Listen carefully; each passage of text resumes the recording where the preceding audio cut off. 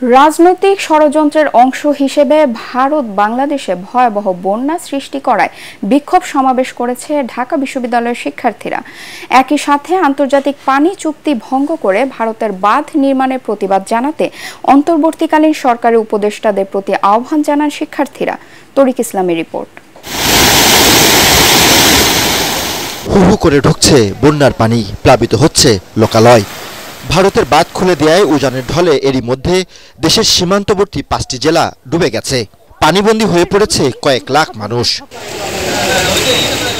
কৃত্রিমভাবে তৈরি এই বিপর্যয়ের জন্য ভারতকে দায়ী করে রাতের ঢাকা বিশ্ববিদ্যালয়ের রাজু ভাস্কর্যের সামনে বিক্ষোভ সমাবেশ করেন শিক্ষার্থীরা। তারা অভিযোগ করেন, ভারত রাজনৈতিক উদ্দেশ্য হাসিলে ব্যর্থ হয়ে এই বিপদ বাংলাদেশে ঠেলে দিয়েছে, যা আন্তর্জাতিক অপরাধ।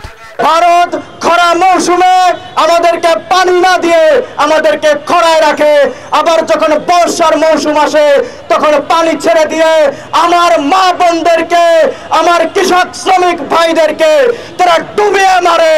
কোনো পূর্ব সতর্কতা না দিয়ে ত্রিপুরার ডম্বুর বাঁধ খুলে দিয়েছে, যার ফলে অসংখ্য মানুষ, জীব জন্তু সহ অনেক প্রাণ বিনাশ হয়েছে।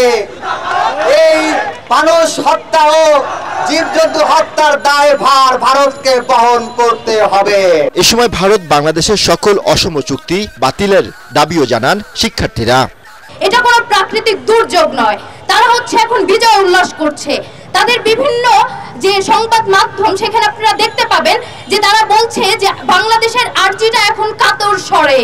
তারা যদি বেশি বাড়াবাড়ি করার চেষ্টা করে, আবারও আগ্রাসন চালানোর চেষ্টা করে, বাংলা তাদেরকে সতর্ক করে দিতে চাই, বাংলা 1757 সালের আগের যে মানচিত্র ছিল সেই মানচিত্রে চলে যাবে।